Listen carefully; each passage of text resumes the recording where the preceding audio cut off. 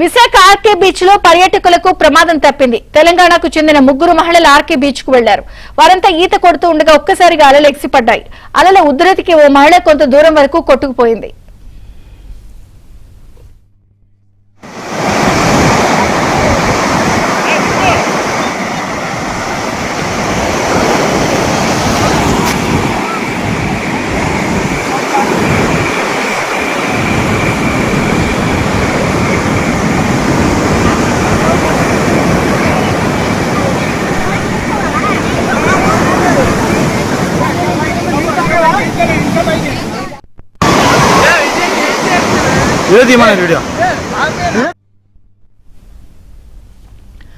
మహిళ కొట్టుకుపోవడాన్ని గమనించిన life gourd వెంటనే సముద్రంలోకి దిగి మహిళను రక్షించారు.